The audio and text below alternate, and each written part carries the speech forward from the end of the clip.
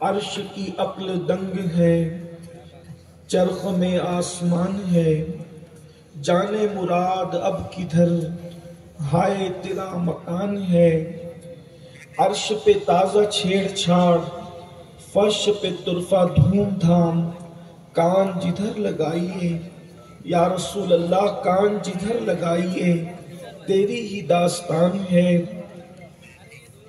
وہ جو نہ تھے تو کچھ نہ تھا، وہ جو نہ ہو تو کچھ نہ ہو، جان ہے وہ جہان کی، جان ہے تو جہان ہے۔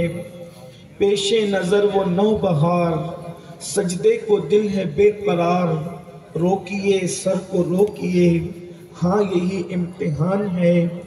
گود میں عالم شباب، حال شباب کچھ نہ پوچھ، گل بنے باغ نور کی اور ہی کچھ اٹھان ہے۔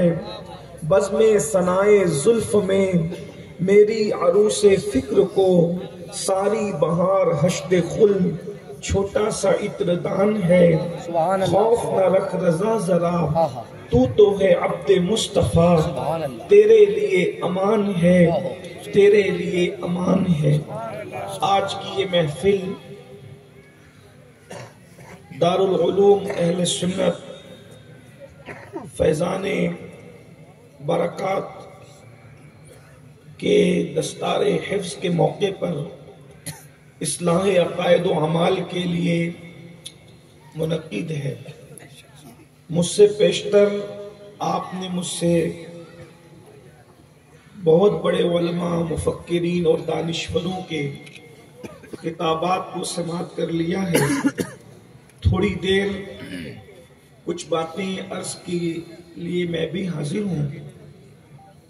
جس آیہ کریمہ کی تلاوت کی ہے، اللہ تبارک و تعالیٰ اس کے متعلق مجھے حق کہنے اور آپ سب کو حق سن کر اس پر عمل کرنے اور اسے عام کرنے کی توفیق عطا فرمائے۔ آمین۔ گو کہ میں پہلی مرتبہ آپ کے علاقے میں آیا ہوں، آپ کی بستی میں آیا ہوں، لیکن نہ میں آپ کے لیے نیا ہوں اور نہ آپ میرے لیے نئے ہیں۔ اللہ تبارک و تعالیٰ آپ کی ہماری محبتوں کو سلامت رکھے۔ آمین۔ جن 6 بچوں نے حفظ کیا، اللہ ان کے سینے میں آخری دم تک قرآن محفوظ رکھے اور قرآن مقدس کے حقوق ادا کرنے کی توفیق عطا فرمائے۔ آمین۔ قرآن مقدس میں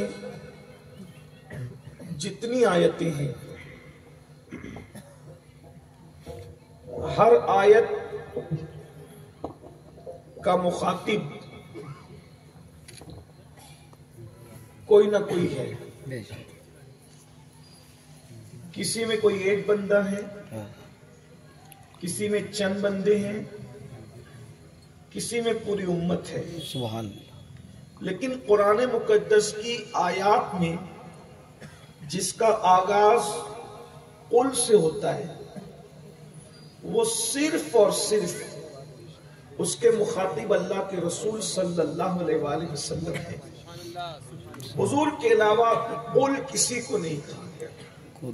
یہ بھی ہمارے نبی کی شان ہے کہ وہاں کسی کو قل کا اختیار ہی نہیں ہے، بلکہ وہاں کسی کو بولنے کی اجازت نہیں، صرف اسے سننا ہے۔ ایک ذات ہے جسے قدرت بار بار قل قل قل کہتی ہے، اور قل کا مطلب ہوتا ہے آپ کہیے، تم فرما دو، آپ فرما دیجئے۔ یعنی اللہ تبارک و تعالیٰ اپنے محبوب سے کہہ رہا ہے تم فرما دو، کلام اس کا ہے، اور ارشاد ہوتا ہے تم فرماؤ، تم عرض کرو، آپ فرمائیں۔ کسی بھی مکتبہ فکر کا ترجمہ اٹھا کر دیکھیں، کسی نے لکھا آپ فرمائیں، کسی نے کہا تم فرماؤ۔ حالانکہ یہ تم فرماؤ میں مجھے لذت کچھ زیادہ آتی ہے، اس لیے کہ آپ سے تم ہوئے، پھر تو کا عنوان ہو گئے، آپ سے تم ہوئے، پھر تو کا عنوان ہو گئے، رفتہ رفتہ وہ میری ہستی کا ساما ہو گئے۔ سبحان اللہ۔ تم فرماؤ۔ یہاں سے یہ بات بھی پتا چلی کہ نبی ہماری طرح نہیں ہے، اس لیے کہ نبی کو اللہ کہہ رہا ہے تم فرماؤ، تم سب سنو، محدثین تم بھی سنو، مفسرین تم بھی سنو، اولیاء تم بھی سنو، اصفیاء تم بھی سنو، صحابہ تم بھی سنو، اہل البیت تم بھی سنو، اقطاب اقواس ابدال سب سنو۔ اگر کوئی فرمائے گا تو میرا محبوب فرمائے گا۔ اس کل کی لذت کیا ہے؟ اس کل کی لذت کو استاد زمن علامہ حسن بریلوی یوں پردہ اٹھاتے ہیں، قل کہہ کے اپنی بات بھی، قل کہہ کے اپنی بات بھی لب سے تیرے سنی، قل کہہ کے اپنی بات بھی لب سے تیرے سنی۔ اللہ کو ہے اتنی تیری گفتگو پسند، اللہ کو ہے اتنی تیری گفتگو پسند۔ اب یہ قل کہہ کے کیا کہا جا رہا ہے؟ دو جگہ پر ارشاد فرمایا گیا، محبوب یوں مانگے، یوں عرض کرے کیا؟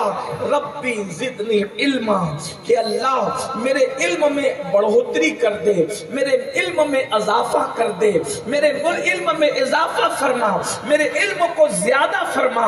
آپ غور فرمائیں یہ خطاب کس سے ہو رہا ہے؟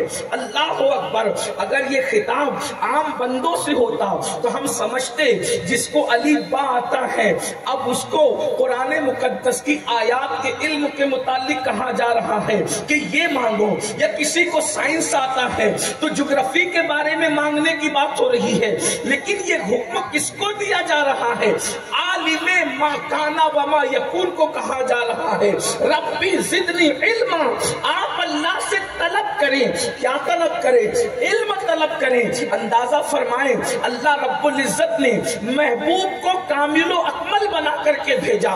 اس پر توجہ کرنا ذرا، تاکہ آپ کو، کیونکہ مدرسے کا جلسہ ہے اس لیے میں آپ کے سامنے کچھ باتیں علم کے حوالے سے اور اس کی حساسیت کے حوالے سے پیش کرنا چاہتا ہوں۔ خواتین کی بھی توجہ چاہتا ہوں۔ اللہ کے رسول صلی اللہ علیہ وسلم کو قدرت نے جو دیا ہے وہ کم دیا ہی نہیں ہے۔ اس کی وجہ یہ ہے کہ کبھی کبھی ایسا ہوتا ہے کہ دینے والا تو بہت دے سکتا ہے مگر لینے والے کے اندر اتنی طاقت نہیں ہوتی۔ مثال کے طور پر کوئی بانٹنے والا بانٹ رہا ہو اور خزانے لے کے بیٹھا ہو، اور کوئی بندہ اللہ اکبر ہاتھ پھیلا کر کے مانگے تو بولو وہ تو بہت زیادہ گودام لے کر کے بیٹھا ہے، وہ تو خزانے لے کے بیٹھا ہے، لیکن اس ہاتھ میں دے گا کتنا؟ اس لیے کہ لینے والا ہی بڑا دامن لے کر کے نہیں آیا، تو اس لیے ہاتھ میں جتنا آ سکتا تھا اتنا دیا۔ کسی نے دامن پھیلا دیا، دامن میں جتنا آ سکتا تھا اتنا دیا، کسی نے کچھ اور پھیلا دیا۔ اللہ اکبر۔ کبھی ایسا ہوتا ہے دینے والا بخیل ہوتا ہے، لینے والا بڑا دامن لاتا ہے تو بھی نہیں ملتا، دینے والا سخی ہوتا ہے، دامن والا چھوٹا ہوتا ہے تو بھی بہت زیادہ نہیں ملتا۔ اور کبھی کبھی ایسا ہوتا ہے اللہ اکبر، بلکہ کبھی کبھی نہیں بلکہ کبھی ایسا ہوتا ہے کہ دینے والا بھی سخی ہے اور لینے والا بھی بے مثال ہے۔ یہ ہوتا کب ہے؟ اللہ کی طرح کوئی دینے والا نہیں اور مصطفیٰ جان رحمت کی طرح کوئی لینے والا نہیں، تو اللہ نے کتنا دیا ہوگا اور مصطفیٰ جان رحمت نے کتنا لیا ہوگا۔ اسی لیے تو جتنا محبوب کو دیا ہے اتنا کسی کو نہیں دیا، کامل و اکمل بنا کر کے بھیجا۔ بلکہ آپ کو ایک بات عرض کر دوں، جس کو بھیجا بھیج کر بنایا، جس کو بھیجا بھیج کر بنایا، لیکن مصطفیٰ جان رحمت کو بنا کر بھیجا۔ دونوں میں فرق دیکھیں۔ بھیج کر بنانا قرآن کہتا ہے انی جاعل فی الارض خلیفہ، زمین پر اپنا نائب بنانے والا ہوں، اپنا خلیفہ بنانے والا ہوں، یعنی بھیج کر بناؤں گا، زمین پر بناؤں گا۔ توجہ ہے آپ کی، آپ لوگ سننے کے موڈ میں ہے تو ذرا غور کریں کیا شان ہے اپنے نبی کی۔ اللہ اکبر۔ آدم کو بھیج کر بناؤں گا، نوح کو بھیج کر بناؤں گا، موسیٰ کو بھیج کر بناؤں گا، عیسیٰ کو بھیج کر بناؤں گا۔ لیکن جب محبوب کی بات آئی تو کہا وما ارسلناک الا رحمت للعالمین، ہم نے آپ کو رحمت بنا کر بھیجا۔ سبحان اللہ، سبحان اللہ، نعرہ تکبیر، اللہ اکبر، نعرہ رسالت یا رسول اللہ۔ دیکھو ہمارے نبی کی شان، پھر بھیجا، اوروں کو بھیجا پھر بنایا. اس سے پتا چلا کہ محبوب کو کس طرح بنا کر کے بھیجا اللہ. اور ایک بات یاد رکھنا، جو بھیج کر بنایا جاتا ہے وہ سیکھنے کے لیے کسی نہ کسی ذریعے کا محتاج ہوتا ہے، لیکن جو بنا کر بھیجا جاتا ہے، مثال کے طور پر آپ کے پرتاپ گڑھ میں کوئی بننے کے لیے آئے گا تو اس کو سیکھنا پڑے گا، لیکن اگر کوئی بن کر آئے گا تو اس سے سب سیکھیں گے، وہ پرتاپ گڑھ میں کسی سے نہیں سیکھے گا. ایسے ہی ہے نا، اللہ نے محبوبوں کا ہم نے بنا کر بھیجا، مطلب یہ کہ کوئی محبوب کو سکھائے نہیں، کیونکہ محبوب سیکھ کر آئے. جو سیکھ بھائی جو اور شہر سے سیکھ کر آتا ہے اس کو شہر والے نہیں سکھاتے، تو جو اللہ کے پاس سے سیکھ کر آئے. اور پھر حضور بھی کہتے ہیں انما بعثت معلما، میں آ کر معلم بناؤں نہیں، جو بھی معلم بنائے وہ آ کر بنائے. پہلے پیدا ہوا تو معلم نہیں تھا، طالب علم تھا، لیکن پہلے طالب علم بنا، پھر عالم بنا، پھر معلم بنا. آقا فرماتے ہیں انما بعثت معلما، میں معلم بنا کر بھیجا گیا ہوں. سبحان اللہ. تو اللہ نے جتنا دیا بے مثال دیا، حسن دیا بے مثال، علم دیا بے مثال، تقویٰ دیا بے مثال، اولاد دیا بے مثال، اصحاب دیا بے مثال، جس شہر میں پیدا کیا بے مثال، جس شہر میں مزار بنا بے مثال. یعنی کہ محبوب کو کوئی چیز چھوٹی نہیں دی گئی. میں آپ کے سامنے کچھ اشارے کرتا ہوں. دیکھیے محبوب علیہ السلام کو عمر بھی دی تو آج تک اس عمر کا اندازہ کوئی کر نہ سکا. ظاہر میں تو 63 سال کا حساب ہمارے پاس موجود ہے، لیکن اگر حقیقت میں ان کی عمر دیکھی جائے تو کہتے ہیں اللہ اکبر، اے جابر سب سے پہلے اللہ نے تیرے نبی کے نور کو پیدا فرمایا. آپ مجھے بتائیں اللہ اکبر، جب نبی کا نور پیدا ہوا اس وقت دن بھی نہیں تھا، رات بھی نہیں تھے، صبح بھی نہیں تھی، شام بھی نہیں تھے، نہ سال تھے، نہ ایام تھے، نہ ہفتے تھے، نہ مہینے تھے. گو کہ عمر کا اعتبار ظاہر میں اللہ اکبر اس پر نہیں ہوتا، لیکن اگر دیکھا جائے حقیقت کی نظر سے تو محبوب کے سامنے سب پیدا ہوئے. توجہ، محبوب کے سامنے سب پیدا ہوئے، محبوب کسی کے سامنے پیدا نہیں ہوئے. نور حبیب کو، حقیقت محمدیہ کو اللہ تبارک و تعالیٰ نے اس وقت پیدا کیا جب دنیا نہیں تھی اور نہ کوئی چیز تھی. اللہ اکبر. تو اللہ نے عمر بھی بے مثال دی اور حسن کتنا بے مثال دیا ہے. اللہ اکبر. حسن یوسف ان کے حسن کا ایک حصہ ہے. ان کو علم کتنا دیا ہے. نبی کے علم کا اندازہ اس بات سے کر لے بھائیو، اس بات سے اندازہ کر لے نبی کے علم کا کہ ان سے علم حاصل کرنے والے مولائے کائنات سید السادات سیدنا علی مرتضیٰ کرم اللہ تعالی وجہ الکریم کوفہ کے منبر پر بیٹھ کر کہتے ہیں سلونی سلونی سلونی، مجھ سے جو چاہے پوچھ لو، میں تمہارے ہر سوال کا جواب دے سکتا ہوں. اور مولائے کائنات نے پوری زندگی کسی سوال کے جواب میں یہ نہیں کہا کہ مجھے معلوم نہیں ہے. ارے جب شاگرد کے علم کا یہ عالم ہے تو پھر استاد کے علم کا عالم کیا ہوگا. حضرت عبداللہ ابن مسعود کہتے ہیں رسول اللہ کی نالین کو میں سینے سے لگا کر کے بیٹھا رہتا، اور حضور کی نالین سینے سے لگانے کی برکت ہے کہ اللہ نے مجھے معلم الامہ بنا دیا، اس امت کا معلم بنا دیا. اب آپ سے پوچھنا چاہتا ہوں میرے آقا علیہ السلام کے پیارے دیوانوں، حسن بے مثال دیا، لیکن نبی سے یہ نہیں کہا آپ مانگنا تو مجھ سے حسن مانگنا، یہ بھی نہیں کہا آپ مانگنا تو مجھ سے عمر مانگنا، یہ بھی نہیں کہا آپ مانگنا تو مجھ سے اولاد مانگنا، یہ بھی نہیں کہا آپ مانگنا تو مجھ سے جنت مانگنا، یہ بھی نہیں کہا آپ مانگنا تو مجھ سے یہ مانگنا وہ مانگنا وہ مانگنا.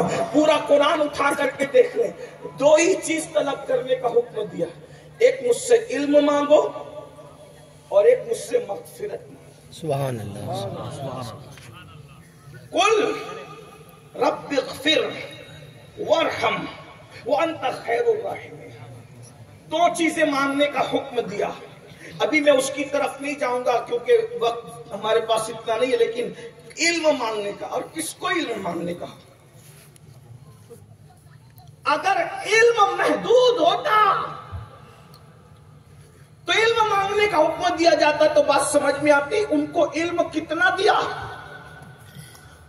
کسی کے بھی علم کی سند اتنی مستند نہیں ہے جتنا مصطفیٰ جان رحمت کی علمی سند مستند ہے.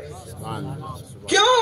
کوئی کہتا ہے میں فلاں ادارے سے پڑھ کے آیا ہوں، ازہر سے، یمن سے، ادھر سے ادھر سے، سب قابل تعظیم، لیکن حضور کہاں سے پڑھ کے آئے؟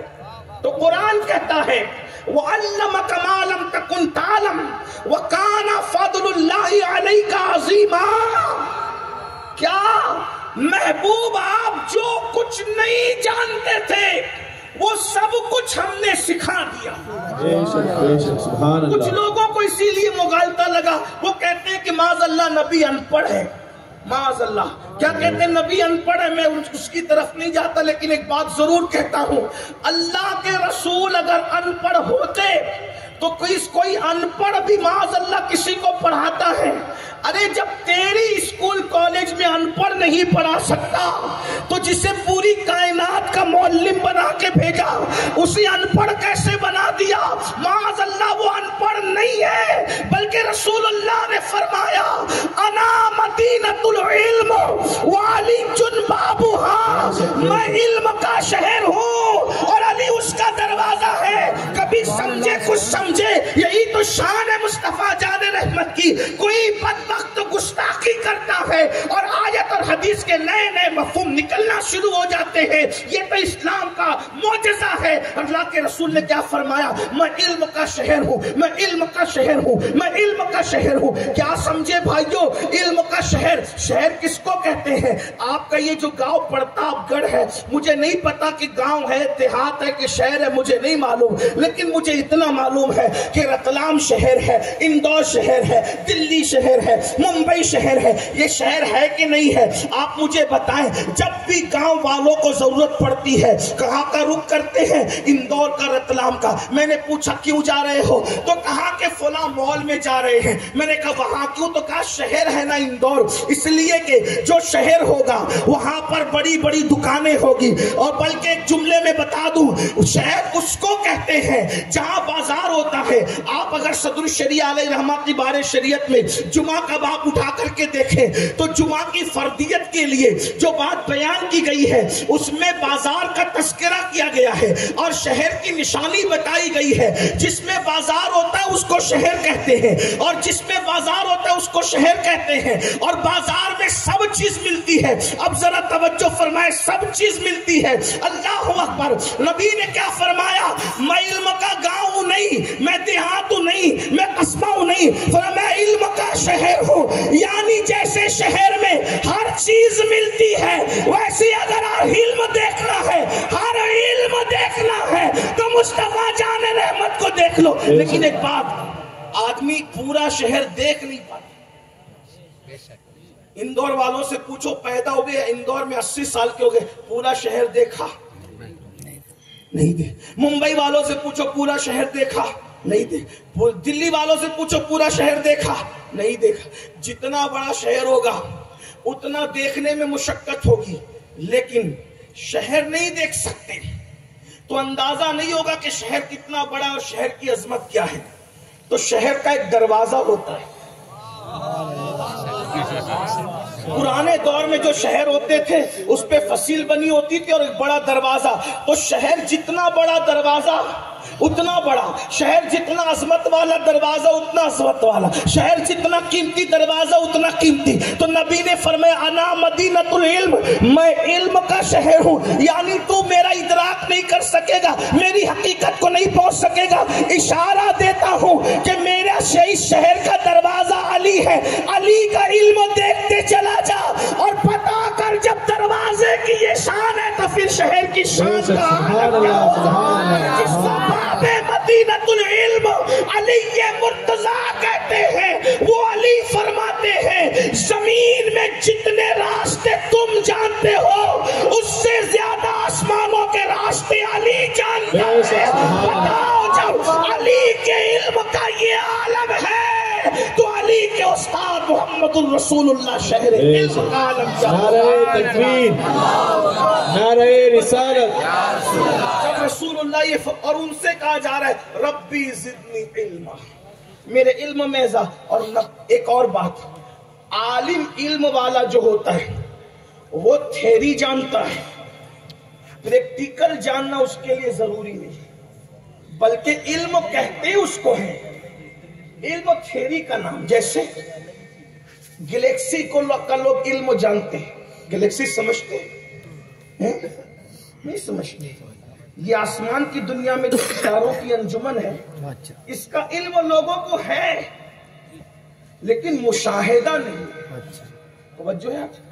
मुशाहिदे का मतलब देखना, देखा नहीं है किसी ने, बल्कि साइंसदान कह रहे हैं कि एक एक सितारे में इस कायनात से बड़ी अंजुमनें मौजूद हैं, लेकिन देखा किसी ने नहीं।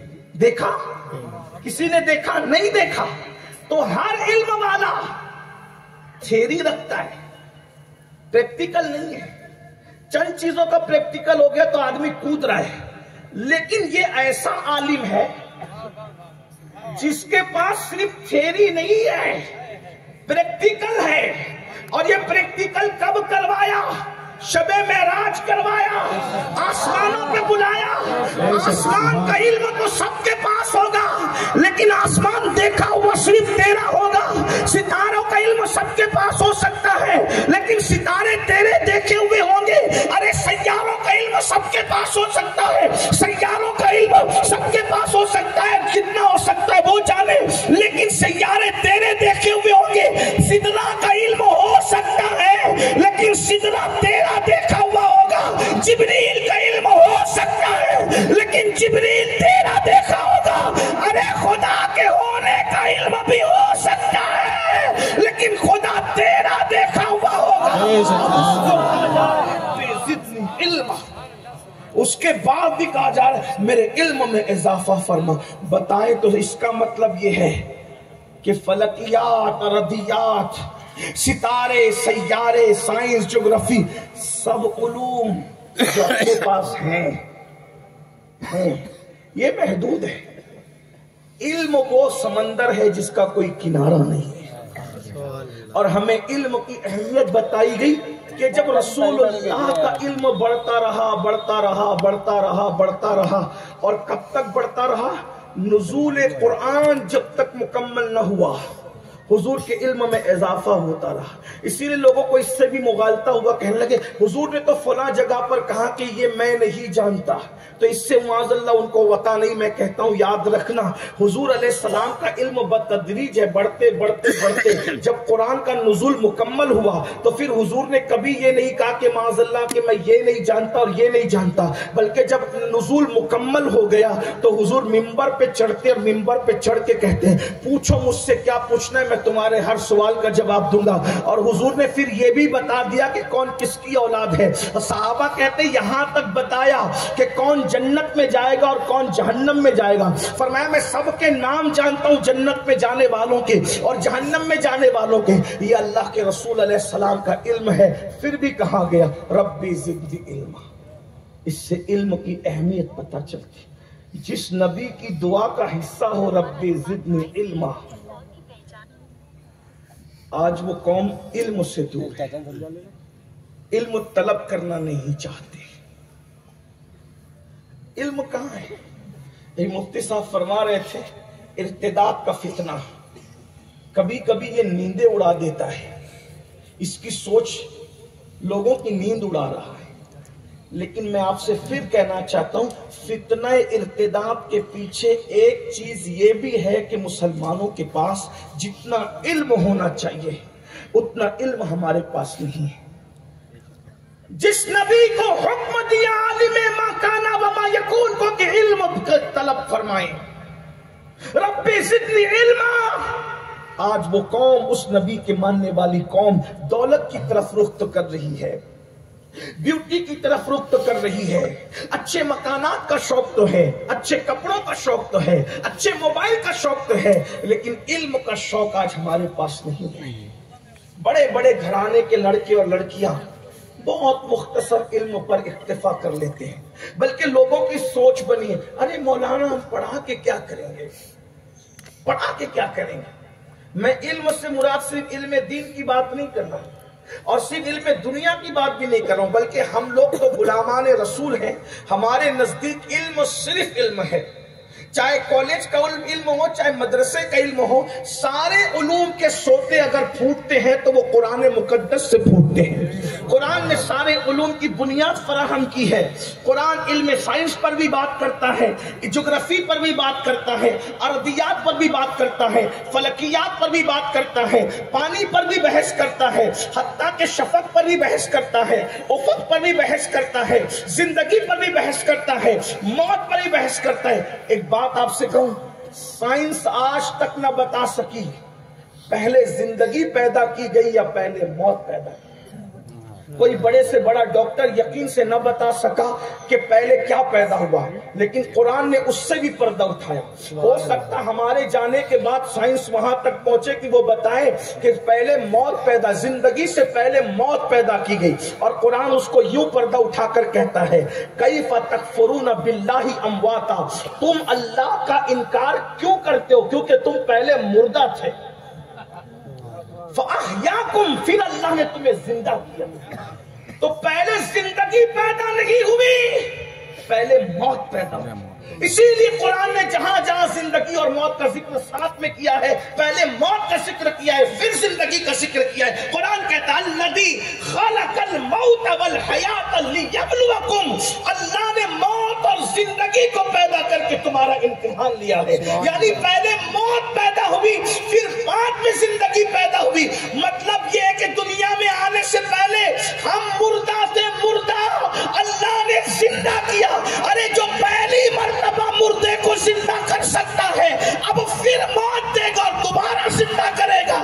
جو پہلی بار زندہ کر چکا ہے وہ دوسری بار زندہ کرنا اس کے لیے مشکل کیا ہے؟ یہ بات مگر صرف قرآن کہتا ہے، سبحان اللہ، صرف قرآن کہتا ہے۔ تو میری گزارش یہ ہے، فتنہ ارتداد کا مقابلہ ہم دولت کی ریل پیل سے نہیں کر سکتے، کاروں سے نہیں کر سکتے، اللہ اکبر، اونچے مکانات سے نہیں کر سکتے، اچھے کپڑوں سے نہیں کر سکتے۔ اس کے لیے شمع علم کو ہاتھ میں لینا ہوگا، اور علم سے مراد پھر کہہ رہا ہوں، ایک علم نہیں کہہ رہا ہوں، دینی اور دنیاوی دونوں علوم کہہ رہا ہوں۔ میرے بھائیوں، آج ہمارے بچے اور بچیاں ان پڑھ ہو کر کے، بلکہ اگر مجازی طور پر جاہل کہہ رہا ہوں، ورنہ حقیقی معنوں میں ہم کسی مسلمان کو جاہل کہنے کے سزاوار نہیں ہیں۔ اللہ اکبر، جہالت کی وادیوں میں مسلم قوم بھٹک رہی ہے۔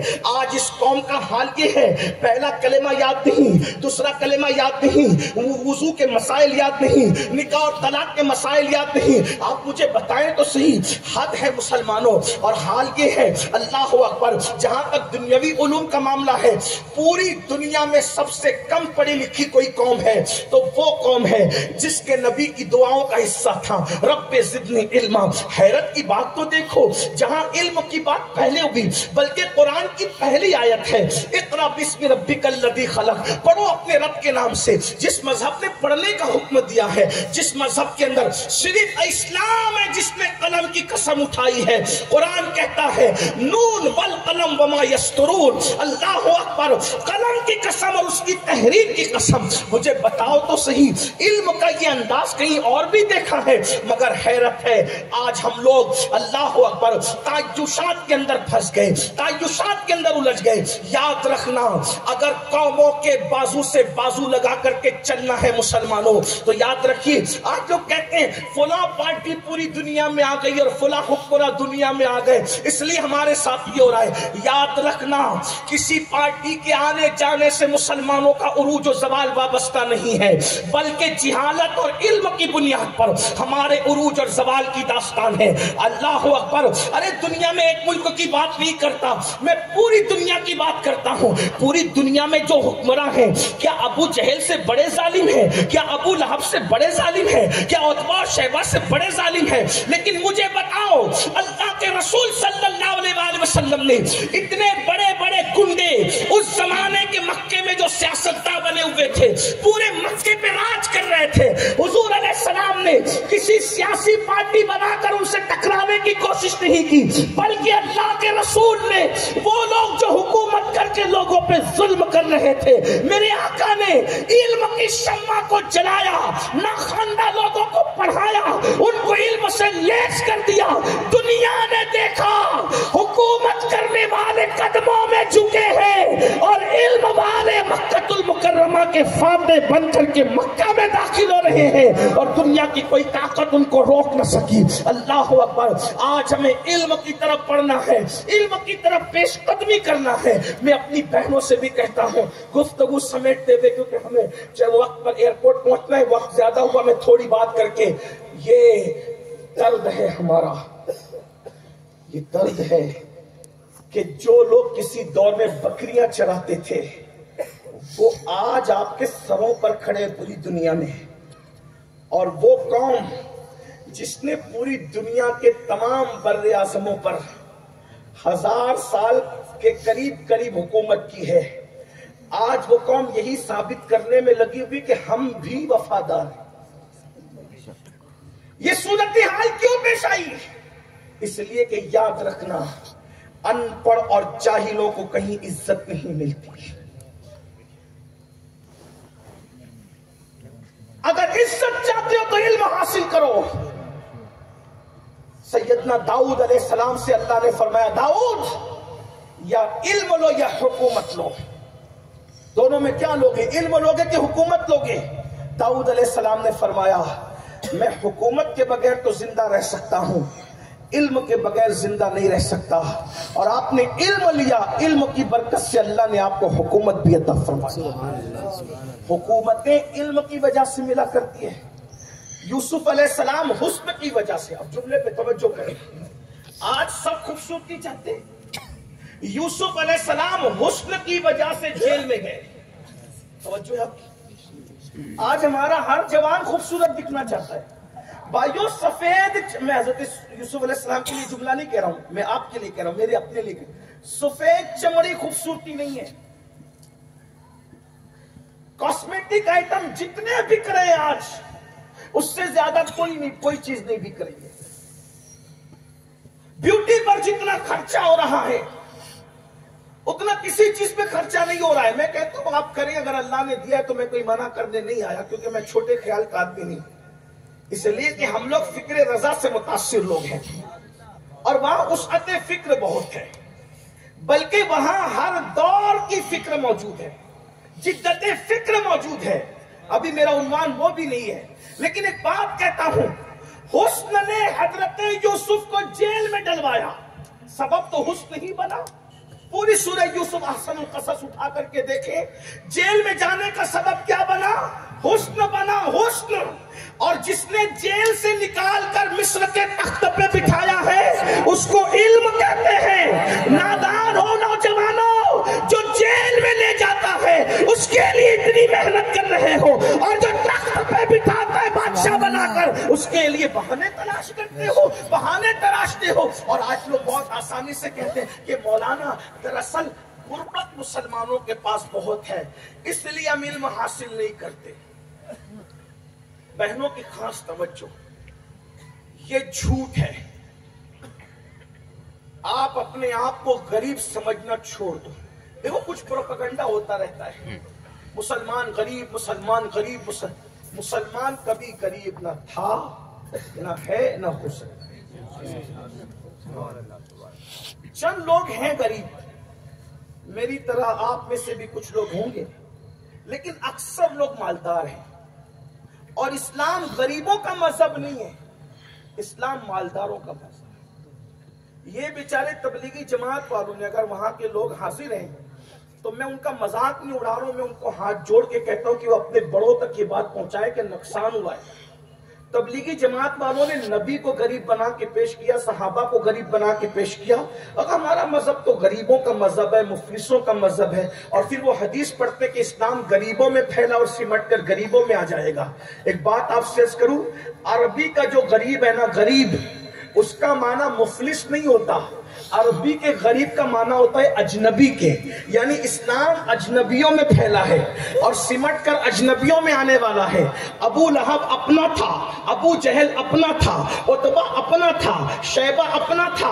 ان گنڈوں نے اسلام قبول نہیں کیا جو مکی تھے اور اپنے تھے، لیکن اسلام کون قبول کر رہا ہے؟ سلمان فارسی، بلال حبشی، صہیب رومی اور مدینہ منورہ والے انصار بن رہے ہیں۔ تو نبی بتا رہے کہ اجنبیوں میں اسلام پھیلا، اپنے وطن سے نکال رہے ہیں، اجنبی بلا کر کے معاونت کرتے نظر آ رہے ہیں۔ تو یہی تو بات ہے، لیکن لوگوں نے جڑ دیا، دیکھو غریبوں میں پھیلا یعنی مفلسوں میں پھیلا۔ تو نبی اتنے غریب تھے بیچارے، معاذ اللہ، یہ ان کے جملے ہیں، جملے نقل کر رہا ہوں، یہ میرا عقیدہ نہیں ہے، اب میرا عقیدہ میں آپ کو بتاؤں گا۔ اللہ اکبر، اتنے غریب تھے بیچارے کہ پیٹ میں پتھر باندھ کر کے رہتے تھے، کبھی کھانا نصیب نہیں ہوتا تھا۔ معاذ اللہ ثم معاذ اللہ، سن لو نبی کو بیچارہ کس منہ سے کہتے ہو ظالموں؟ جس نبی کو خدا نے ہر بیچارے کا چارہ بنا کر کے بھیجا ہو، وہ نبی بیچارہ کیسا ہو سکتا ہے؟ اور پھر اللہ اکبر،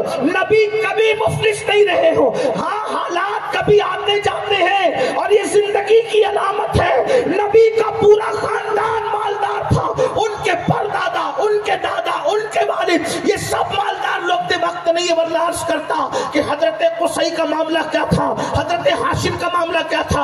ایک مثال دے دوں تاکہ بات سمجھ میں آئے۔ یہ ہاشم جو ہے وہ ہاشم کا نام ہاشم نہیں ہے، یہ رسول اللہ کے دادا کے والد ہے، عبد المطلب کے والد ہے۔ ان کو ہاشم کیوں کہتے ہیں؟ ان کا اصل نام عمرو یا عمر تھا۔ اللہ اکبر، ہاشم نام کیسے پڑا بتاؤں؟ ہاشم کہتے ہیں عربی میں روٹی چورنے والے کو، اور راجستھان والے اس کو چورما بنانا کہتے ہیں۔ ہاشم کوئی نام نہیں ہے، یہ لقب ہے، اصل نام تو عمرو یا عمر تھا۔ تو ہاشم یعنی روٹی چورنے والا نام کیسے پڑا؟ تو مورخین لکھتے ہیں جب پورے مکے میں قحط آ گیا تو حضرت عمرو جو ہے ملک شام تک گئے اور آٹا خرید کر لائے، جو خرید کر لائے، گھی خرید کر لائے، پنیر خرید کر لائے، اور اونٹ ذبح کرتے تھے اور لنگر بنا کر کے اس میں روٹی چور چور کر کے پورے مکے کو اپنے ٹکڑے پر پالتے تھے قحط میں۔ تو لوگوں نے ان کو ہاشم کہنا شروع کر دیا۔ آپ سے پوچھنا چاہتا ہوں، اس دور میں بھی قحط میں جس کے ٹکڑوں پر لوگ پلتے تھے وہ نبی کا خاندان ہے، اور آج کے ترقی یافتہ دور میں جس کے ٹکڑوں پہ لوگ پل رہے ہیں وہ بھی نبی کا خاندان ہے۔ اور پھیلائے ہوئے دامن نسل قریبوں کی لجپال گھرانہ ہے، میرے قریب سے گھر قطرہ کسی نے مانگا، دریا بہا دیے ہیں، دربے بہا دیے ہیں، وہاں کیا جود و کرم ہے۔ شیخ بتا تیرا نہیں سنتا ہی نہیں، مانگنے والا تیرا، تھارے چلتے ہیں عطا کے، وہ ہے قطرہ تیرا، تارے کھلتے ہیں سکھا کے، وہ ہے ذرہ تیرا۔ اور میں تو مالک ہی کہوں گا کہ وہ مالک کے حبیب یعنی محبوب و محب نہیں میرا تھا۔ نعرہ تکبیر، نعرہ رسالت، نعرہ رسالت۔ رسول اللہ کے والد کا ولیمہ، رسول اللہ کے والد کا ولیمہ 100 بکریوں پر کیا گیا تھا۔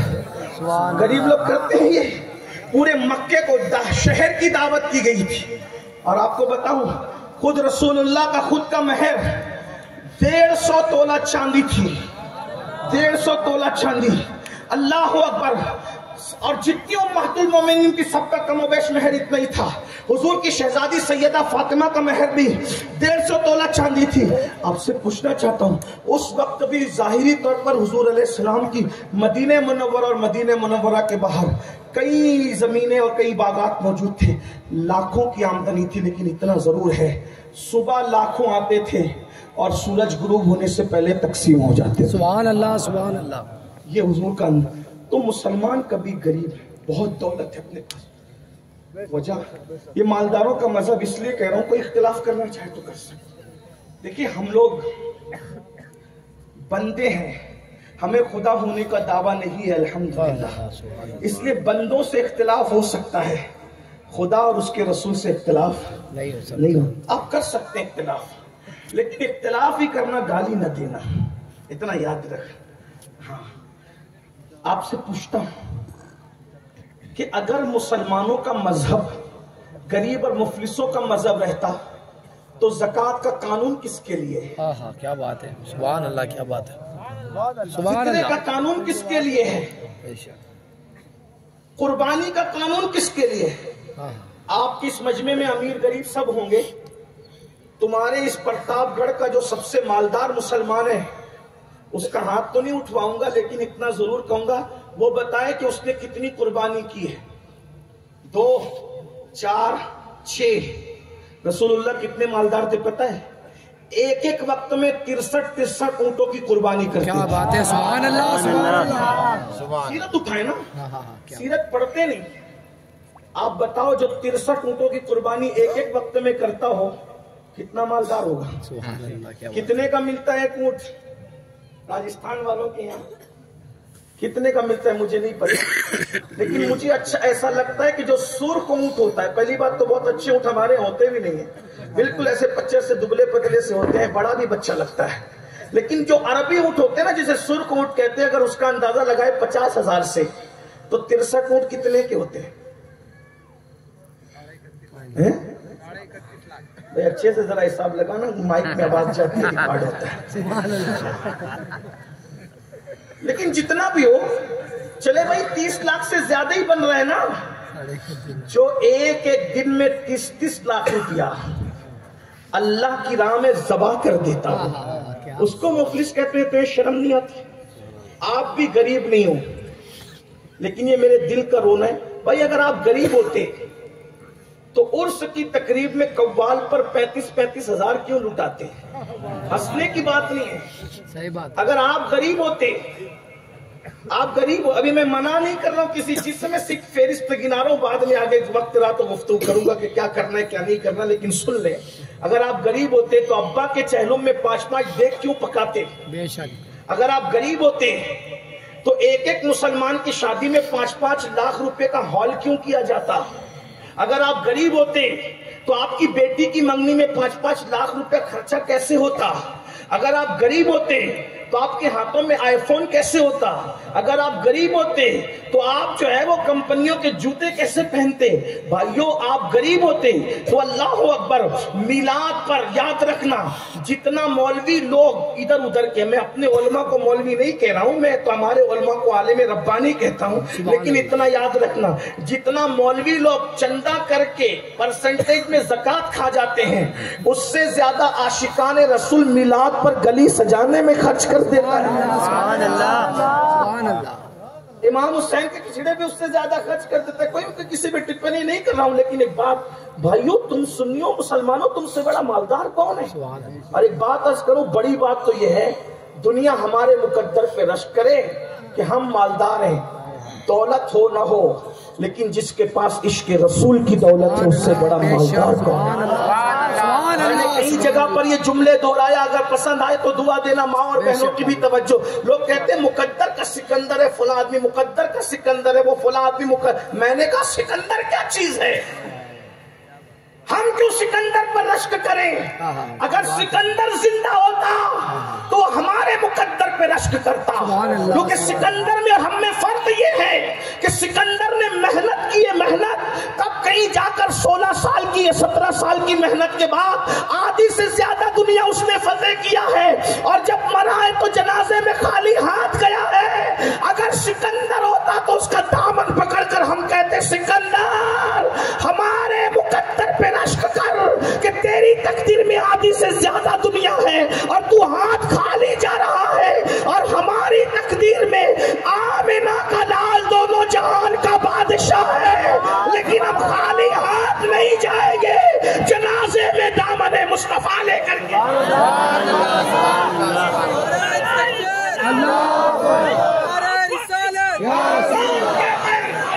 اور لوگ جو خالی ہاتھ جائیں گے، ہم تو انشاءاللہ اپنے ہاتھوں میں دامن مصطفیٰ لے کر کے جائیں گے، اور اس شان سے جائیں گے کہ فرشتے بھی احترام کرتے نظر آئیں گے، نکیرین کرتے ہیں تعظیم میری، فدا ہو کہ تجھ پہ یہ عزت ملی ہے۔ سبحان اللہ، سبحان اللہ، سبحان اللہ۔ غربت کا پروپیگنڈا ہے، اور کہ مہنگی ہو گئی تعلیم، مہنگی ہو گئی تعلیم۔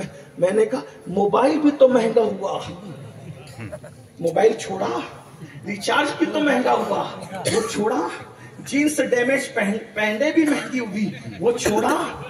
हंसने की बात नहीं, ये किसी के दिल का दर्द है।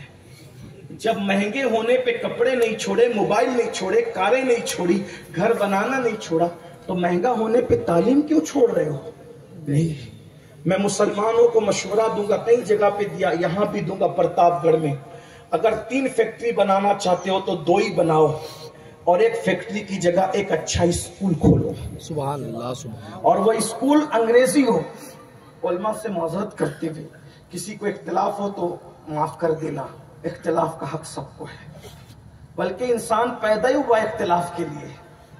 इंसान पैदा ही हुआ इख्तिलाफ के, अगर दुनिया में इख्तिलाफ ना हो तो दुनिया खत्म हो जाए।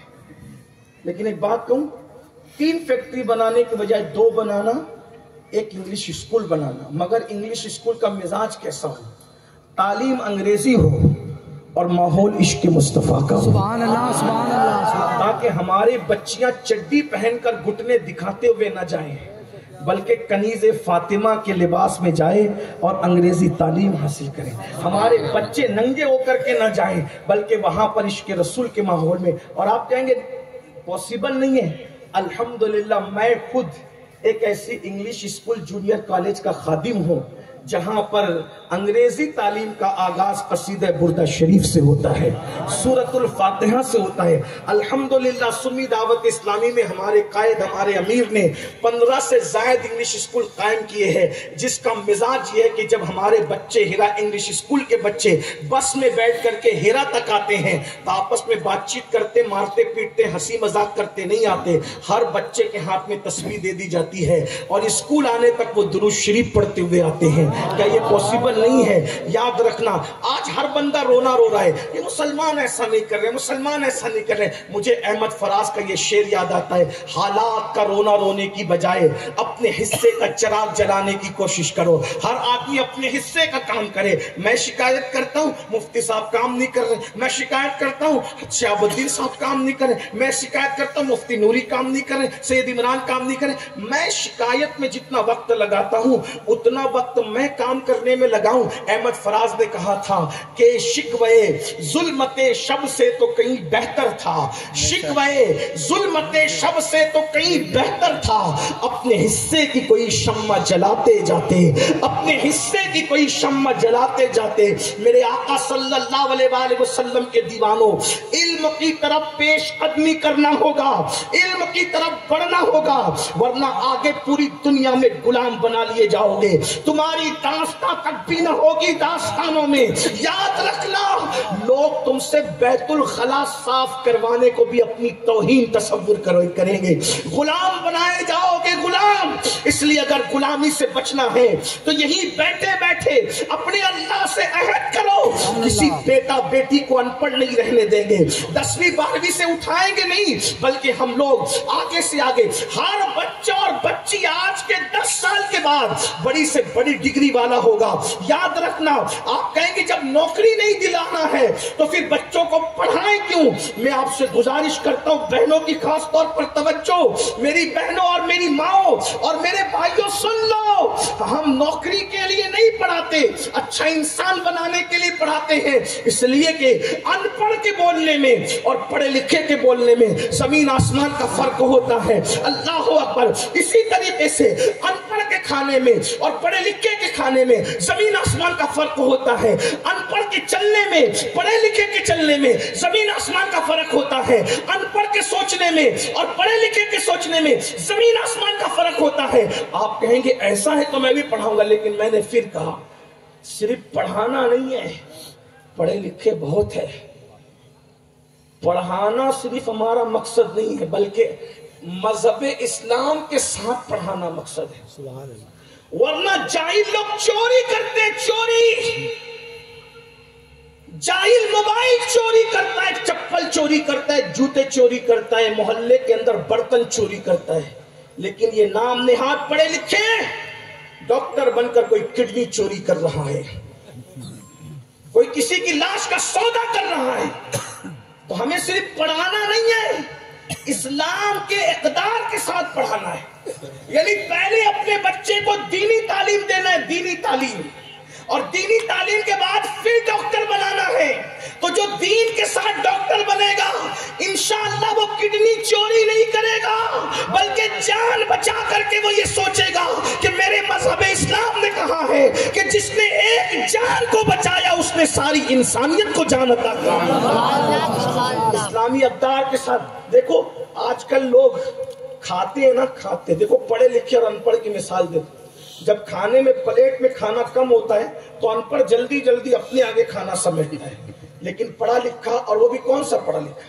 محمد الرسول اللہ کے مذہب کا پڑھا لکھا، جو دین کے ساتھ پڑھ۔ دین ضروری ہے، دین کے بغیر کچھ نہیں، دین ضروری، پرائیورٹی دین کو دیجیے، اولیت دین کو، دین کے ساتھ پڑھاؤ۔ لیکن جب تم خود دین نہیں جانتے تو اپنے بچوں کو دین کیسے دو گے؟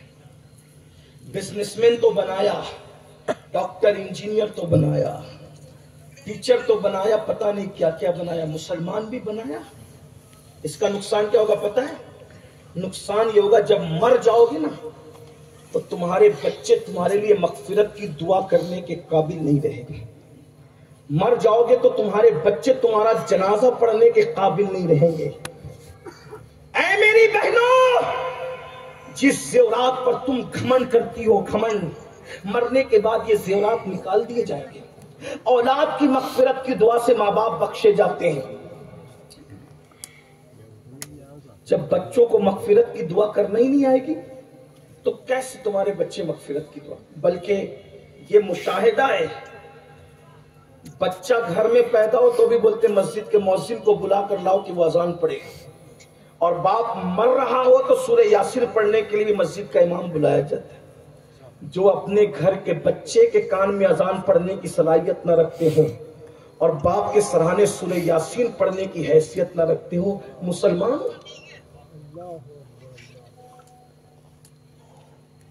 اگر آج بچی اور بچیاں مرتد ہو رہی تو قصور ماں باپ کا ہے۔ ہم نے ہر چیز کو پرائیورٹی دی ہے، اسلام کو نہیں دی ہے، علم دین کی طرف۔ بلکہ آج کسی کو تھوڑی سی دولت آتی ہے، چربی چڑھتی ہے تو اس کو سب سے زیادہ بدبو علم اور علماء سے آتی ہے۔ بہت معذرت کے ساتھ میں تو یہ بھی رونا رو رہا ہوں پورے ہندوستان میں، ایک مقرر کو بلاتے ہو، 50 ہار آپ اس کے گلے میں ڈالتے ہو، مسجد کے امام کے گلے میں ایک ہار بھی نہیں ڈالنے کی توفیق ہے تمہیں۔ جو 1 گھنٹے کے لیے آیا ہے اس کی اتنی عزت، اور جو پورا مہینہ تمہارے بچے کے کان کی اذان سے لے کر تمہارے باپ کی نماز جنازہ تک، چہلم کے فاتحہ تک رات دن محنت کر رہا ہے، اس کو اپنا غلام سمجھتے ہو؟ حق بات ہے۔ جو قوم علماء کی عزت نہیں کرتی اس قوم کو عزت کے ساتھ جینے کا حق نہیں ہے۔ کیا ہو گیا ہے؟ جج اگر ہمیں قیمتی کار میں ملے گا کوئی اعتراض نہیں ہوتا، اگر مولوی قیمتی کار میں بیٹھا تو بولتے کہ ان کے پاس آیا کہاں سے، جج کے پاس آیا کہاں سے اس کا سوال نہیں ہے، عالم کے پاس آیا کہاں سے اس کا سوال ہے۔ وہ نادان، جب تو جمعہ کی 2 رکعت کے لیے ہفتے میں 1 بار آتا ہے تو اللہ تجھے اتنا دیتا ہے، جو 5 وقت سب کے آگے کھڑا رہتا ہو قدرت اس کو کتنا عطا کر سکتی ہے۔ سبحان اللہ۔ لیکن یہ سوچ ہے علماء کی نفرت کا سوچ۔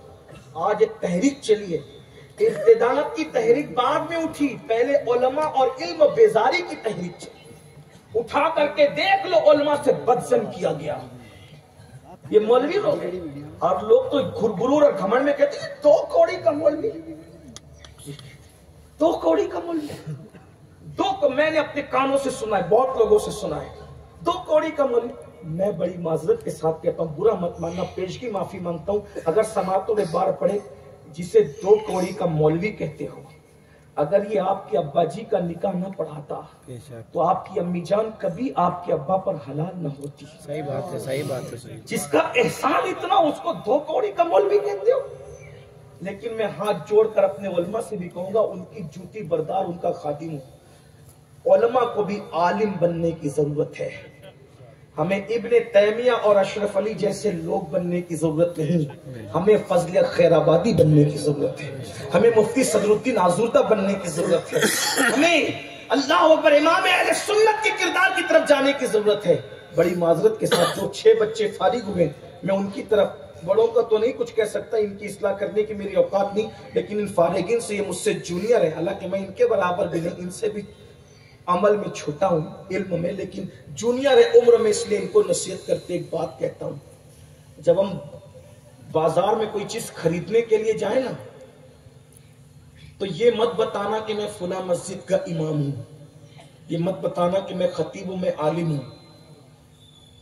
بازار میں چیزیں خریدنے جاؤ، اپنا علم بیچنے مت جاؤ بچوں، کیونکہ یہ فکر ہم نے امام احمد رضا سے سیکھی ہے۔ سبحان اللہ۔ ان کے گلی کے اندر ایک شخص بیچنے کے لیے کوئی چیز آیا، علماء یوں ہوتے ہیں، کوئی چیز بیچنے کے لیے آیا، اعلیٰ حضرت علیہ رحمہ کو شوق ہوا کہ باہر نکل کر کے گلی کے اندر آ گیا تو خرید لے۔ جب خریدنے کے لیے آپ آئے تو کہا کتنے میں دو گے؟ کہا سب کو اتنے میں دیتا ہوں، مگر آپ کو اتنے میں دوں گا حضرت۔ میری طرح کوئی ہوتا تو بیچارہ خوشی سے جھوم اٹھتا کہ دیکھو مان لیا نا سبزی والے نے بھی مجھے، سبزی والے نے بھی مان لیا نا۔ انا للہ و انا الیہ راجعون۔ ہم چھوٹی چھوٹی چیزوں پہ خوش ہو رہے ہیں، لیکن یہ امام احمد رضا کی نگاہ تھی۔ میرے امام نے فرمایا سب کو اتنے میں دیتا ہے، مثال یعنی سب کو 4 آنے میں دیتا ہے، مجھے 20 پیسے میں کیوں دے رہے؟ 4 آنا 25 پیسے وہ کہتے ہیں نا، اب تو وہ بھی دماغ سے اوجھل ہونے لگا ہے، چونکہ اب بہت دنوں سے دیکھا نہیں۔ 25 پیسے کو 4 آنا کہتے ہیں، 20 پیسہ اس سے 5 پیسہ کم ہوتا ہے، یعنی اس نے کہا سب کو 4 آنے میں دیتا ہوں، آپ کو 20 پیسے میں دوں گا۔ اعلیٰ حضرت نے کیا کہا؟ سب کو 4 آنے میں دیتا ہے، مجھے 20 پیسے میں کیوں؟ تو اس نے بڑی سادگی سے کہا سبزی فروش نے، کیونکہ آپ مسلمانوں کے امام ہونا، عالم ہونا، اعلیٰ حضرت ہونا، فرماتے اللہ کی قسم جتنے میں سب کو دیتا ہے اتنے میں مجھے بھی دے، 5 پیسے میرے علم کی قیمت مت لگا، میں بہت محنت سے پڑھ کر کے آیا۔ سبحان اللہ، سبحان اللہ، سبحان اللہ۔ میرے اتنے بڑے علم کی قیمت صرف 5 پیسے۔ میں علماء سے کہتا ہوں غیور بنو، غیور۔ لوگ آپ کو لیے لوگ آپ پہ رشک کریں، لوگ آپ پہ رحم نہ کریں، ہم اپنی غیرت کا سودا نہ کریں۔ اگر علماء پھر سے فضل خیر آبادی کی غیرت اپنے اندر پیدا کر لیں، امام احمد رضا کی غیرت پیدا کر لیں، کسی ماں نے ایسا لال پیدا نہیں کیا جو تم سے سمجھوتا کروا سکے۔ ہمیں غیرت، اور یہ ہمیں رزاق پبلک کو نہیں سمجھنا، ہمیں رزاق اللہ کو سمجھنا ہے، اللہ پہ یقین پیدا کرنا ہے۔ میرے آقا صلی اللہ علیہ وآلہ وسلم کے دیوانوں، تو میری گزارش ہے اپنے بچوں کو دین بھی پڑھاؤ، اپنے بچوں کو مذہب بھی پڑھاؤ، اپنے بچوں کو ڈاکٹر، انجینئر، ٹیچر بھی بناؤ۔ بس بات کو سمیٹتے ہوئے عرض کروں، کیا یہ نہیں ہو سکتا مسلمانوں کہ ہمارا بچہ عالم دین بھی ہو، ڈاکٹر بھی ہو، حافظ قرآن بھی ہو، جج بھی ہو؟ میں نے یہ بات عرض کر رہا ہوں، پہلے کئی جگہ کہی تھی، آج بھی کہتا ہوں، علامہ فضل خیر آبادی کا نام سنا ہے، جس نے سب سے پہلے دلی کی جامع مسجد میں جمعہ کی نماز کے بعد انگریزوں کے خلاف جہاد کا فتویٰ دیا تھا۔ ظہر کی نماز سے پہلے ہندوستان کی عدالت میں بیٹھ کر کے فیصلے کیا کرتے تھے، اور جب ظہر کی اذان ہوتی تھی تو وہی ہندوستان کی عدالت کا جج مسلمانوں کی مسجد میں ظہر کی نماز پڑھاتے ہوئے نظر آتا تھا۔ کیا ہم وہ دور پھر سے نہیں لا سکتے؟ لائیے، طے کیجئے۔ میرے آقا علیہ السلام کے دیوانوں، آج حالات یہ ہیں، جو دولت آتی ہے تو ہم بھی مسلمان ہیں نا، بس جمعہ کے 2 رکعت والے مسلمانوں، زیادہ ہمیں نہیں پڑھنا، زیادہ نہیں لکھنا، اسلام نہیں پڑھنا، ورنہ میرا بچہ مولوی ہو جائے گا۔ ماں ایسا مت کیجئے، ورنہ آگے بڑی معذرت کے ساتھ ایک بات کہہ رہا ہوں اینڈ پر، اگر آج دین کی فکر چھوڑ دی تو پتہ نہیں تمہارے بچے مسلمان بھی رہ پائیں گے کہ نہیں۔ میں نے جس فضل خیر آبادی کا ذکر کیا نا، امام علم و فن، امام المنطق علامہ فضل خیر آبادی اپنے زمانے کا ایسا عاشق رسول تھا کہ جب کالا پانی کی جیل کے اندر آپ کو بیل گاڑی کے پہیے سے باندھ دیا گیا اور بیل گاڑی چلایا جاتا تو ہڈیاں ٹوٹتی، تو فضل کہتے اغثنی یا رسول اللہ، اغثنی یا رسول اللہ۔ وہ فضل خیر آبادی बड़े बड़े उलमा जिसके शागिर्द थे, जो अंग्रेजों से इतनी नफरत करता था कि बेटे के दिल में इतनी नफरत डाली कि आपके बेटे ने वसीयत करके दुनिया से तशरीफ ले गए थे कि जिस दिन अंग्रेज हिंदुस्तान से चले जाए और मैं जिंदा ना रहूं तो मेरी कब्र पर आकर कहना कि आज हिंदुस्तान से अंग्रेज चला गया है। बेटे के दिल में ये जज्बा पैदा किया था। लेकिन बाद में इस्लाम पर उस खानदान में मेहनत नहीं हुई। मैं आज नाम नहीं लूंगा, लेकिन ये बात बता रहा हूं, आज नीचे की फजल खैराबादी की नस्ल के लोग मुर्तद हो गए, खुदा के वजूद का इनकार करने लगे। यूट्यूब पर जाकर के उनकी तकरीरें पड़ी हुई है, देख लो। जब फजल खैराबादी का 5वें-6 नंबर का पोता मुर्तद हो सकता है, खुदा के वजूद का मुनकिर हो सकता है, इस्लाम के वजूद का मुनकिर हो सकता है, मेरी और आपकी औकात क्या है? खुदा के लिए इस्लाम पे मेहनत करो। अगर हम अपने बच्चों को कोचिंग के लिए और स्कूल के लिए सुबह जगा सकते हैं सर्दी में 6 बजे, तो फजर की नमाज के लिए भी जगाया करो। सुभान अल्लाह। अगर हम अपने बच्चे से ये पूछते हैं कि तू स्कूल क्यों नहीं गया, तो हमें अपने बच्चों को ये भी पूछना चाहिए कि तू फजर की नमाज में क्यों नहीं गया। अगर हम अपने बच्चे को स्कूल न जाने पे मार सकते हैं, तो उसको नमाज न जाने पर भी हमें मारना होगा। और ये बात आपसे कह दूं, मुर्तद वो तबका नहीं हो रहा है जो दीन जानता है। जो दीन नहीं जानता वही तबका इर्तिदाद की तरफ जा रहा है। तहकीक कर लो। जो दीन जानता है, गुर्बत के बावजूद, फाका कशी के बावजूद, आज भी वो अपने दीन पर बिलाल हबशी की सुन्नत पर अमल करते हुए कायम है, सुहैब रूमी की सुन्नत पर अमल करते हुए कायम है, अबू हुरैरा की सुन्नत पर अमल करते हुए कायम है। मेरे भाइयों, इसलिए दीनी और दुनियावी उलूम दोनों हासिल करो, अच्छे इदारे बनाओ। बल्कि ये भी आपसे कहता हूं, ऊंची मस्जिदों के मीनार और गुंबद बनाने की बजाय वो पैसा भी बचा सकते हो तो उसको बचा करके अच्छे इल्मी इदारे बनाओ। सुभान अल्लाह।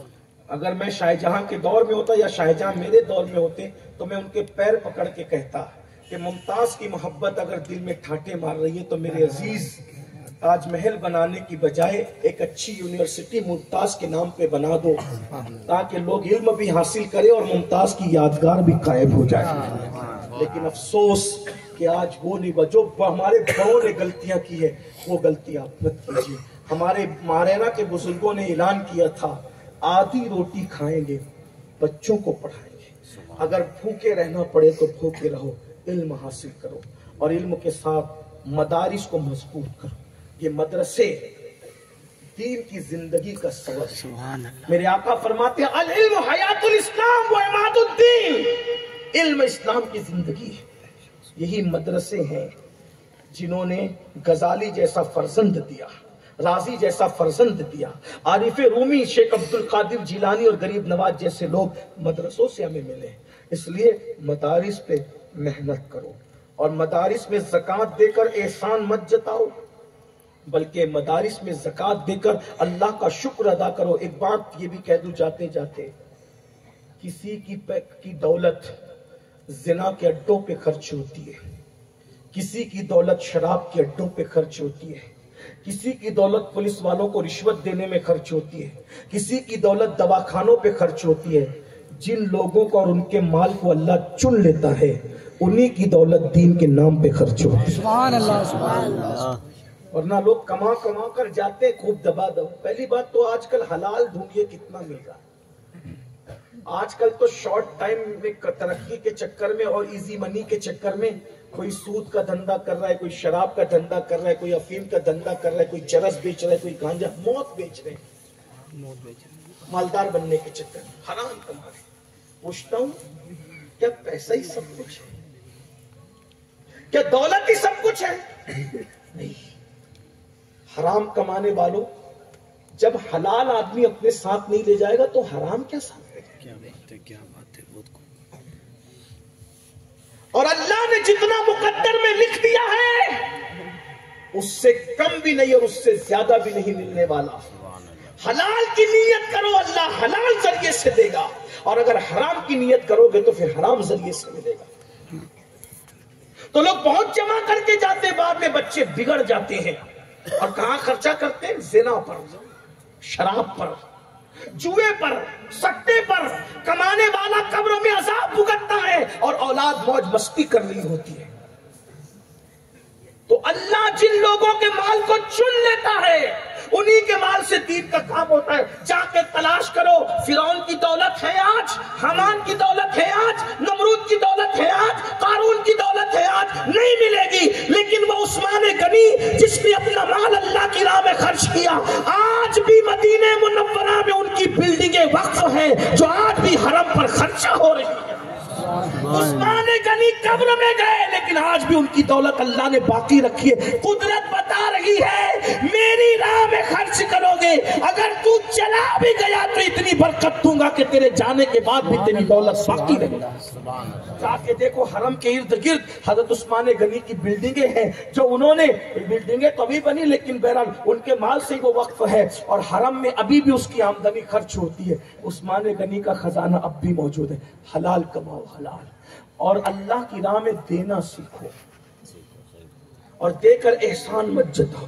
मैं कोई चंदा नहीं करूंगा, आप डरे नहीं कि मैं चंदे वाला आदमी नहीं हूं, लेकिन इतना जरूर कह रहा हूं, देना सीखो। अल्लाह के रसूल अलैहिस्सलाम ने फरमाया अपने मरीजों का इलाज सदके से करो।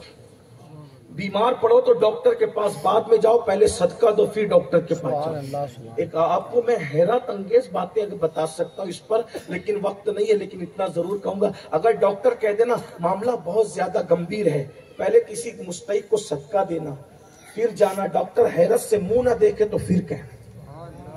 सदके में वो पावर है। अल्लाह के रसूल अलैहिस्सलाम फरमाते जो सीधे हाथ से सदका दे, उल्टे हाथ को खबर न होने दे, अल्लाह उसको बुरी मौत से बचा लेगा।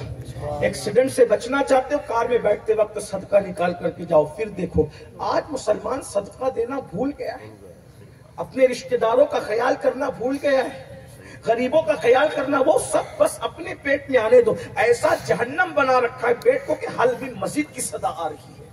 कोई देना ही नहीं चाहता, सब खींचना ही चाहते। और याद रखना, लेने वाला हमेशा बेचैन रहता है और देने वाला हमेशा पुरसकून रहता है। क्या तुमने नहीं देखा, दरिया कभी तुम्हें मौजे मारता नजर नहीं आएगा, मौजे हमेशा समुंदर से उठती है। कभी समुंदर के किनारे जाके खड़े रह करके तो देखो, समुंदर के किनारे क्या देखा, मौज उठ रही है, फिर नीचे आ रही है, फिर उठ रही है, फिर नीचे आ रही है। एक मर्तबा मैं मुंबई के साहिल पर जाके खड़ा हुआ और गौर करके देखा। को बुजुर्गों से सीखा है किसी भी चीज में गौर करना चाहिए, क्योंकि 70 साल के जिक्र से एक लम्हे की फिक्र बेहतर है। अल्लाह अकबर। तो मैंने सोचा या अल्लाह ये मौजें क्यों सर पटक रही है, तो मेरे ज़मीर से आवाज आई ये समुंदर देता नहीं है, सिर्फ लेता है, इसलिए ये बेचैनी के साथ सर पटक रहा है। लेकिन दरिया पुरसुकून बहता है, दरिया में कभी मौज नहीं उठती। क्यों? इसलिए कि दरिया समुंदर को देती है, लेती नहीं है। हत्ता के दरिया पे एक वक्त ऐसा आता है जब अप्रैल और मई का महीना आता है तो दरिया सिमट भी जाता है, बाज दरिया खुश्क भी हो जाते हैं। लोग ताना देते हैं, देखा अगर न दिया होता समुंदर को खैरात तो तू इस तरह सूखता। लेकिन दरिया कहता है अल्लाह अकबर, देने वाला चंद लम्हे तो परेशान रह सकता है मगर हमेशा परेशान नहीं रह सकता। और फिर देने वाला दरिया जब जून का महीना आता है तो काली काली घटाएं छाती है और ऐसा थमाछम बरसता है कि फिर अल्लाह ऊपर फिर से दरिया के अंदर तुगयानी और रवानी पैदा हो जाती है। हालात कभी कभी जेर जबर हो सकते हैं लेकिन कभी परेशान नहीं रह सकता। इसलिए दिया करो, लेना मत, लिया मत करो, दिया करो। अल्लाह अकबर। मेरे आका अलैहिस्सलाम फरमाते हैं ऊंचे वाला हाथ बेहतर है नीचे वाले हाथ से। अल्लाह ने हमें देने के लिए पैदा किया है। और मदारिस को मजबूत करो, इल्म को मजबूत करो, दीन को मजबूत करो, इंशाअल्लाह तुम दोनों जहान में मजबूत रहोगे। और बहनों से जाते जाते ये पैगाम दे करके जाता हूं, अगर तुम्हारा शौहर बच्चे को पढ़ाने का इनकार कर दे, जेवर बेच के पढ़ाना पड़े तो पढ़ाओ, लेकिन पढ़ाओ। ईद पर कपड़े न बना सकी तो न बनाओ, लेकिन बच्चों की फीस भरो, पढ़ाओ उनको। इसलिए कि मैं जितने पढ़े लिखे लोग देख रहा हूं सबको बापों ने नहीं पढ़ाया, ज्यादातर लोगों को माओ ने पढ़ाया। गौस पाक बचपन में यतीम हो गए, पढ़ाने वाली माँ थी। गरीब नवाज बचपन में यतीम हो गए, पढ़ाने वाली माँ थी। निजामुद्दीन औलिया बचपन में यतीम हो गए, पढ़ाने वाली माँ थी। साबिर कलियर बचपन में यतीम हो गए, पढ़ाने वाली माँ थी। इमाम गजाली बचपन में यतीम हो गए, पढ़ाने वाली माँ थी। इमाम बुखारी बचपन में यतीम हो गए, पढ़ाने वाली माँ थी। पूरी फहरिस्त देख लो। अगर माए बच्चों को पढ़ाने का जो है वो शौक रखे, इंशाअल्लाह हमारे बच्चे अब भी पढ़ करके खड़े होंगे और बड़े होंगे। اور آپ کی اپنی قوم کو ایک پیغام جاتے جاتے اینڈ پر دے دوں. کوئی ضروری نہیں ہے کہ باپ کے نام پر 5 اور 50 دیگ چہلم کی پکاؤ، ایک ہی پکاؤ اور بقیہ دیگ کا پیسہ بچا کر ان بچوں کی اسکول کی فیس بھر دو باپ کے ایصال ثواب کے لیے. آپ کے ابا جی کو کھانا کھلا کر جتنا سکون ملتا ہے اس سے سکون کسی ایک بچے کو علم کے میدان میں کھڑے کر کے ملے گا. لوگ اس پر مجھے گالی دیتے ہیں، مجھے اس پہ کوئی اعتراض نہیں، لیکن میرے پاس اس کے لیے دلیل موجود ہے. دلیل اگر آپ اجازت دیں تو کہہ دوں، حالانکہ میرا وقت تو ہو چکا، مجھے بھی جانا ہے. دلیل دے دوں؟ ایک نام سنا ہے آپ نے، ہمارے مرشد تارک السلطنت حضرت سیدنا مخدوم اشرف جہانگیر سنگھانی، سبحان اللہ سبحان اللہ. کے ملفوظات میں سے ایک ملفوظ میں اپنے الفاظ کے جامع میں بطور مفہوم پیش کر رہا ہوں. مخدوم صاحب فرماتے ہیں چونکہ ایک ایک آیت کی 70 ہزار تفاسیر، قرآن کی ایک آیت کی حتمی ایک تفسیر کوئی نہیں کہہ سکتا. جب غالب اور اقبال کے اشعار کے اتنے معنی نکل سکتے ہوں، جب مخلوق کے کلام کے اتنے معنی ہو تو خالق کے کلام کے کتنے معنی ہو. سبحان اللہ. ایک شخص نے میرے سامنے شعر پڑھا، دندان و لب و زلف و رخ شاہ کے فدائی ہے در عدن لال یمن مشک ختن پھول. تو میں نے اپنے استاد سے کہا اس کا کیا معنی ہوا؟ تو استاد نے کہا بیٹا اس کا معنی یہ ہوا کہ حضور علیہ السلام کے دانت، لب، رخسار اور زلفیں، ان چیزوں کو اعلیٰ حضرت نے تشبیہ دی ہے کہ ان کے دانت، توجہ کرنا، در عدن کی طرح ہے، ان کے ہونٹ لال یمن کی طرح ہے، ان کی زلفوں سے مشک ختن کی طرح خوشبو آتی ہے، اور ان کا رخسار پھول کی طرح ہے. بولو معنی سمجھے کہ نہیں سمجھے؟ ہندی والوں کو تھوڑا سا عرض کر رہا ہوں، بولو بھائی سمجھے کہ نہیں سمجھے؟ سمجھ میں آئی بات؟ لیکن میرے دوسرے استاد نے کہا کہ سید یہ معنی صرف نہیں ہے، کہا یہ بھی معنی ہے. دوسرے استاد نے کہا، وہ تھوڑے بڑے تھے اور بڑے ہونے کے ساتھ بڑے صوفی بھی تھے، انہوں نے کیا کہا کہ اعلیٰ حضرت علیہ رحمہ نے کیا کہا کہ در عدن یعنی عدن کا موتی بڑا مشہور ہے. تو یہ موتی کیوں بنا؟ کہا جس کو نبی کے دانتوں سے پیار ہو گیا وہ در عدن بن گیا، جس کو نبی کے ہونٹوں سے پیار ہو گیا وہ لال یمن بن گیا، جس کو نبی کی زلفوں سے پیار ہو گیا وہ مشک ختن بن گیا، اور جس کو نبی کے رخسار سے پیار ہوا وہ پھول بن گیا. دیکھو دوسرا معنی آیا کہ نہیں آیا؟ لیکن ابھی میں وہ طالب علم ہونے کی حیثیت سے اس پر مزید 4 معنی اور پیش کر سکتا ہوں اپنے استاد کی جوتیاں سیدھی کرنے کی برکت سے. تو جب مخلوق کے کلام میں اتنے معنی ہے تو خالق کے کلام کی معنویت کیا ہوگی؟ تو قرآن کی ایک آیت ہے سورہ نبا کی آخری آیت، وَيَقُولُ الْكَافِرُ يَا لَيْتَنِي كُنْتُ تُرَابًا، کہ قیامت کے دن کافر یہ تمنا کریں گے اللہ کا عذاب دیکھ کر، کاش ہم مٹی ہوتے. تراب کہتے مٹی کو، کاش کہ ہم مٹی ہو جاتے کہ اللہ کے عذاب سے بچ جاتے. اب مخدوم صاحب رحمت اللہ علیہ اس پر ایک واقعہ بیان کرتے ہیں. ایک تو یہ معنی ہے بالکل صحیح ہے، کوئی انکار نہیں. مخدوم صاحب ایک معنی یہ بیان کر رہے، کہتے ہیں تراب نام کا ایک کافر تھا، تراب نام کا ایک کافر تھا، ایک بچہ مسلمان کا قلم لے کر اور کاغذ لے کر یا جو بھی لکھتے بیٹھا تھا. تراب نے دیکھا اس کافر نے کہ اس علم دین حاصل کرنے والے بچے کا قلم زمین پہ گر گیا.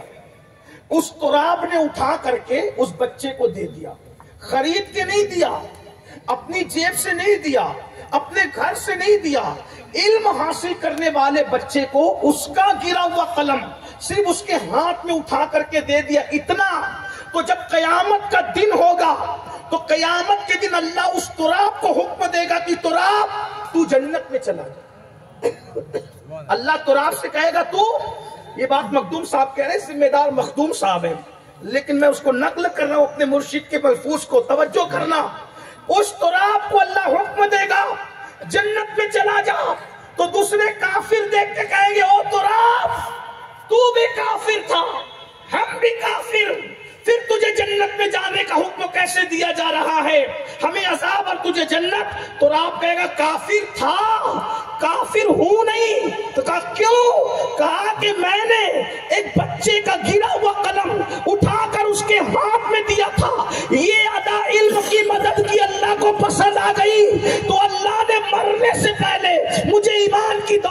अता की और मौत के बाद देख रहे हो कि अल्लाह मुझे जन्नत अता कर रहा है, तो उस दिन काफिर कहेंगे या लैतनी कुन्तु तुराबा, काश हम भी तुराब होते। यानी तुराब ने जितना किया उतना हम भी कर लेते तो आज हमें भी दुनिया में ईमान और आखिरत में जन्नत। अब आपसे पूछता हूँ मुसलमानों, एंड हो रही बात, तुराब काफिर कलम उठाकर गिरा हुआ दे दे इल्म हासिल करने वाले को, तो अल्लाह मरने से पहले ईमान और मरने के बाद जन्नत अता करता है। अगर कोई मोमिन रसूलुल्लाह का गुलाम अपने अब्बा के नाम से खुद का खरीद करके किसी तालिब इल्म को कलम दे दे, अल्लाह उसके बाप को जन्नत क्यों नहीं देगा? किताब खरीद कर दे दे, अल्लाह उसके अम्मा को जन्नत क्यों नहीं देगा? इसलिए मेरी गुजारिश है भाइयों, कड़वे जुमले पे बात खत्म होती है। अपने पीर की मजार पर 1 लाख रुपए की चादर चढ़ाने की बजाय 1000 की चढ़ाओ और 99,000 अपने मुर्शिद के नाम से तालीम की राह पे लगाओ। नचनियों पर 35-35 हजार लुटाने, नाम नमूद के लिए लुटाने की बजाय, नचनियों पे लुटाने की बजाय इल्म पे लुटाओ। आज जहालत का खात्मा होगा, हमारी कौम तरक्की करेगी। आइए, कितने लोग आज से अहद करते हैं अपने बच्चों को दीनी इल्म भी देंगे और दुनियावी इल्म भी देंगे। जरा हाथ उठाकर अहद करें, बताएं। मिंबर वाले भी बैठे हुए जलसे में, वो भी जलसे का हिस्सा है। कभी कभी लोग सोचते हैं कि वो नीचे वालों की सारी जिम्मेदारी, मेरी भी कुछ जिम्मेदारी। उठाकर जरा बताएं तो। माशाल्लाह ये भाई कितने अच्छे बेचारे खड़े हो गए, इन्होंने और बड़ी बात उठा के रखे। भाई थोड़ी देर उठा, नबी के नाम पे जान दे सकते, हाथ नहीं उठा सकते। हाँ, बहनें भी तवज्जो करें, बोलो इंशाल्लाह इल्म सिखाओगे अपने बच्चों को। खुद स्कूलें बनाओ, खुद कॉलेजेस बनाओ। अल्लाह ताला हमें तौफीक अता फरमाए। गुफ्तगू के दरमियान कोई गलती हो तो अल्लाह ताला माफ फरमा दे। अस्तगफिरुल्लाह रब्बी मिन कुल्लि ज़ंबिन व अतूबु इलैहि व मा अलैना। हाँ माशाल्लाह, एक खूबसूरत ऐलान सुन लें कि हर साल सुन्नी दावत इस्लामी का इज्तिमा इंदौर की सरजमीन पर बड़े पैमाने पे होता था, लेकिन कुछ अरसे से मौकूफ था। इस साल फिर इंशाल्लाह 7 और 8 दिसंबर को सुन्नी दावत इस्लामी का सालाना सुन्नी इज्तिमा इंदौर की सरजमीन पे खजराना में हो रहा है। आपसे गुजारिश है, सरकार नियाज़ शाह के आस्थाने के मैदान में जरूर तशरीफ लाएं, और साथ ही साथ वादी नूर आज़ाद मैदान में जो आलमी इज्तिमा होता है वो भी इंशाल्लाह 29-30 नवंबर और 1 दिसंबर को हो रहा है, उसमें भी आप पहुंचने की कोशिश करें। अस्सलामु अलैकुम व रहमतुल्लाह।